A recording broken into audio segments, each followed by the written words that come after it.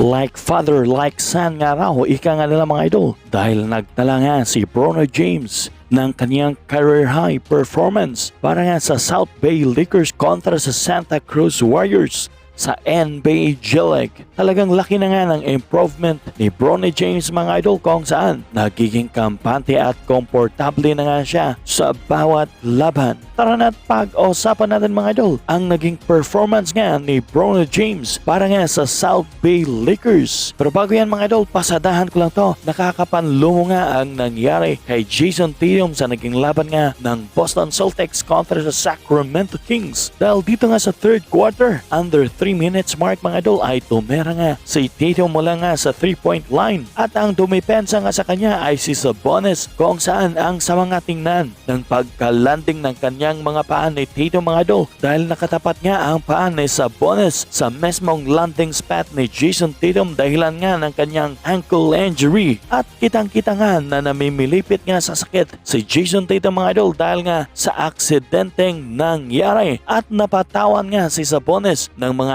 NBA officials ng flagrant foul 1 dahil nga sa nangyari mga idol. Sayang nga talaga mga idol na na-injury pa itong si Jason Tatum kung saan papalapit pa naman na ang playoffs. Well, pareho nga ito sa nangyari noon mga idol kung natatandaan nyo nga sa naging laban nga ng Golden State Warriors kontra sa San Antonio Spurs noong 2017 Game 1 ng West Conference Finals kung saan nagtamo nga rin si Kawhi Leonard ng ankle injury dahil nga rin sa ganitong nangyari na tumama nga ang kanyang mga paa sa paa ni Pachulia na dahilan nga rin ng kanyang ankle injury. Pero good sign naman para kay Jason Tatum mga idol at sa Boston Celtics dahil nakakalakad pa naman siya after ng nangyari. Sa huli nga, panalo pa rin naman ang Boston Celtics at nagtala nga si Jason Tatum ng 25 points, 7 rebounds at 8 assists sa loob nga yan ng 26 minutes. Samantalang mga idol, laki na nga talaga ng improvement ni Bronny James kung saan nagiging komportable at kampante na nga siya sa bawat laban mga idol. Sa naging laban nga ng South Bay Lakers kontra sa Santa Cruz Warriors sa NBA G-League, abay gumawa lang naman si Bronny James mga idol ng may career high na 39 points para nga